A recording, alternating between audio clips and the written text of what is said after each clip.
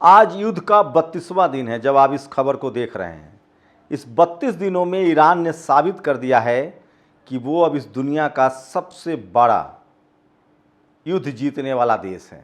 America जो second world war के बाद से अपने आप को सुपर पावर विश्व विजेता कहता था, जिस अमेरिका के सामने इराक ने घुटने टेक दिए, लीबिया ने घुटने टेक दिए, वियतनाम ने 20 साल तक संघर्ष किया, जो अमेरिका अफगानिस्तान पर अपने हिसाब से सरकारें चला रहा था, जिस अमेरिका ने दुनिया के दर्जनों देश में अपने पपेट बैठाए, उस अमेरिका को हराकर ईरान ने साबित कर दिया है कि वो असली योद्धा है और वो सबसे पढ़ा लिखा देश है।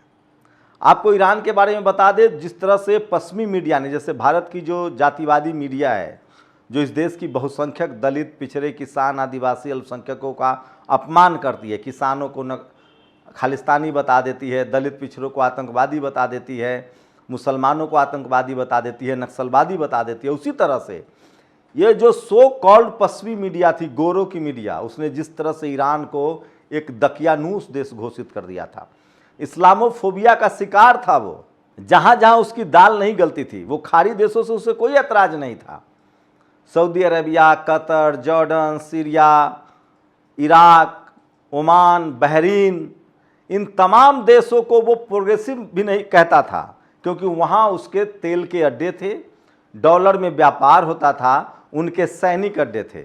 लेकिन ईरान जो पिछले लगभग 45 साल से अमेरिका से दो दो हाथ कर रहा था, उसको वो दकियानूस देश कहता था। वो कहता था कि वहाँ की महिलाएं बहुत सुरक्षित नहीं हैं, लेकिन सच्चाई सामने है कि 95% लिटरेसी है ईरान में। लिटरेसी का मतलब है वहाँ पीएचडी, वहाँ के 70% लोग मिनिमम पीएचडी हैं, उसके बाद वो मास्टर हैं।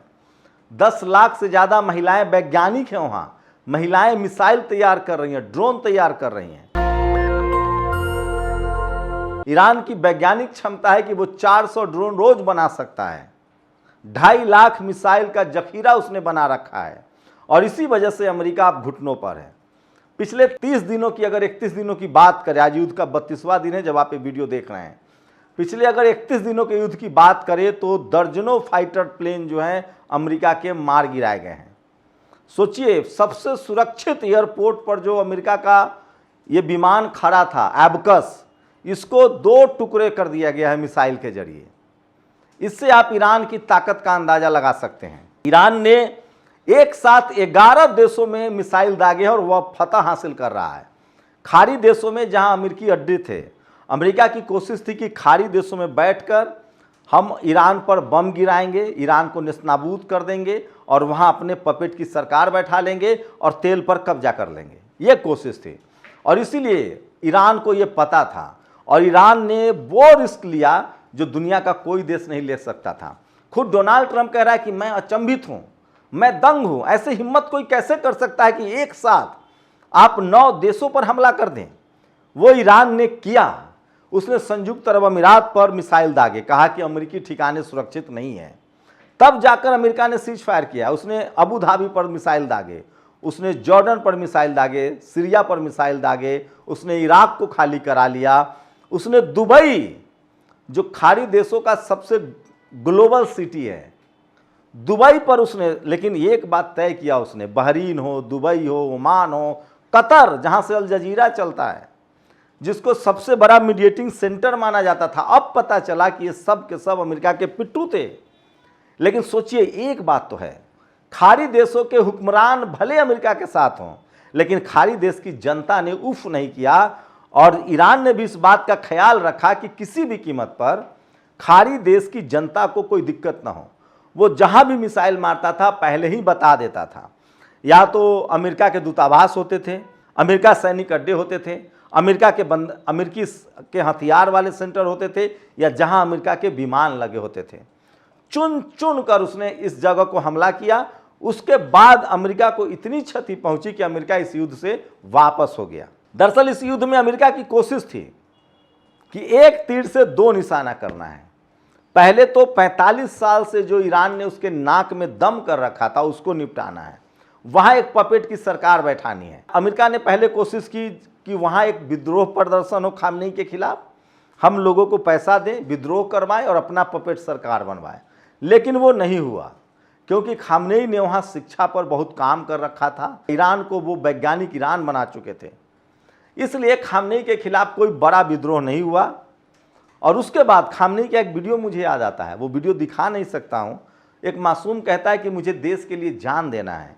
खामनेई कहते हैं कि नहीं, तुम्हें बड़ा होना है, तुम्हें पढ़ना है, लिखना है, अपनी ज़िंदगी जीनी है, उसके बाद जब मेरी तरह हो जाना तब तुम आके देश के लिए काम करना। सोचिए वो आदमी कितना विजनरी है। दुनिया का कोई भी आदमी होता तो वो गदगद हो जाता, कहता कि देखो हमारा राष्ट्रवाद, हमारा मासूम बच्चा भी राष्ट्र के लिए जान देना चाहता है। लेकिन खामनेई क्या कहते हैं कि नहीं, तुम पहले बचपन है तुम्हारा, पढ़ो बढ़ो खेलो कूदो, वैज्ञानिक बनो। ये भी लाइन कहता है खामनेई कि वैज्ञानिक बनो, जब अपनी ज़िंदगी जी लेना तब देश के लिए काम करना है। ये सोच थी खामनेई की, और इसी सोच का नतीजा इतने वैज्ञानिक है ईरान में कि अमेरिका का सारा फाइटर प्लेन और युद्धपोत धुआं का धुआं हो गया। तो अमेरिका का एक तीर से दो निशाने का प्लान कैंसिल हो गया। उसकी कोशिश थी कि खाड़ी देशों पर हमारा कब्जा है, खाड़ी देशों को हम हथियार बेचते हैं, दुनिया को हम हथियार बेचते हैं, हम इस युद्ध में जाएंगे और ईरान पर खाड़ी देश भी हमला करेंगे, हम हथियार भी बेचेंगे और तेल पर कब्जा भी कर लेंगे। ये जो दोहरी नीति थी अमेरिका की, ये धरी की धरी रह गई और ठीक दोहरा नुकसान हो गया। खाड़ी देशों से उसका बोरिया बिस्तर भी बंध गया और हथियार को उसके इतने असफल हो गए हैं कि दुनिया का अब कोई देश न युद्धपोत खरीदेगा न हथियार खरीदेगा। तो खाड़ी देशों में जो उसके तेल के कारोबार पर कब्जा था वो भी खत्म हो गया, साथ ही उसके हथियारों की पूरी विश्वसनीयता खत्म हो गई और पूरी दुनिया में उसकी पोल पट्टी खुल गई। अब दुनिया के तमाम देश अमेरिका को जो हथियारों का उन्होंने अप्लाई किया था, उन्होंने जो पैसे दिए थे वो मांग रहा है। स्विट्जरलैंड कह रहा है हमारा पैसा लौटा दो, हमें नहीं चाहिए तुमसे हथियार। वहीं अमेरिका के युद्धपोत हैं वो भी बेनकाब हो गए। अब कोई अमेरिका के युद्धपोत पर भरोसा नहीं कर रहा है, क्योंकि ईरान ने युद्ध का तरीका बदल दिया है। अब फाइटर प्लेन का जमाना गया, युद्धपोत का जमाना गया, अब मिसाइल और सस्ते ड्रोन का जमाना है। और ईरान को इस युद्ध में क्या फायदा हुआ वो समझिए। ईरान जो 45 साल से अब तक पाबंदियां झेल रहा था, तेल उसका लेकिन वो उत्पादन नहीं कर सकता था, तेल उसका लेकिन वो दुनिया के देशों को बेच नहीं सकता था, क्योंकि अमेरिका ने प्रतिबंध लगा रखे थे। दुनिया के देशों को जो भी तेल खरीदता था उसे अमेरिका उस पर प्रतिबंध डाल देता था कि नहीं, तुमको खाड़ी देशों से तेल खरीदना है, डॉलर में तेल खरीदना है, तुम ईरान से सस्ता तेल नहीं खरीद। सोचिए ईरान $20 प्रति बैरल तेल देना चाहता था, रूस $30 प्रति बैरल तेल दे रहा था अब तक युद्ध से पहले। उसके बावजूद दुनिया भर के देशों को अमेरिका डिक्टेट करता था, अमेरिका ठेकेदार बना हुआ था। सोचिए नतीजा क्या हुआ, सस्ता तेल दे रहा था ईरान, रूस, दुनिया के देश अमेरिका के ठेकेदार से डरकर, अमेरिका से डरकर खरीद नहीं रहे थे। तो सोचिए इस युद्ध के बाद ईरान पर सारी बंदिशें खत्म हो गई और अब वो जो $30 प्रति बैरल में तेल बेचता था, अब वो कह रहा है कि हमारी मर्जी 200 बैरल प्रति डॉलर बेचेंगे। खाड़ी देश जो तेल बेचकर कमा रहे थे उन सबका पाइपलाइन खत्म हो गया है, रिफाइनरी उड़ गया है, उसके बड़े बड़े सेंटर्स उड़ गए, उनके हवाई अड्डे उड़ा दिए गए हैं।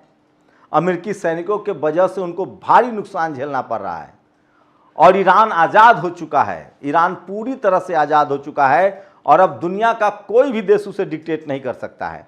और अब दुनिया कह रही है कि हम तेल खरीदेंगे, लेकिन ईरान कह रहा है, रूस कह रहा है कि हम अपने हिसाब से तेल देंगे। इस युद्ध में जो रूस फंसा हुआ था वो भी बाहर निकल रहा है।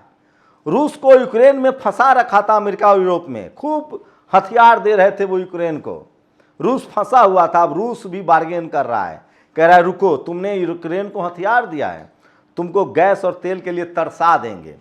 पूरे यूरोप में हाहाकार मचा हुआ है, गैस और तेल ही नहीं है, सब कुछ उनका धरा का धरा रह गया है, वो सब कोस रहे हैं अमेरिका को।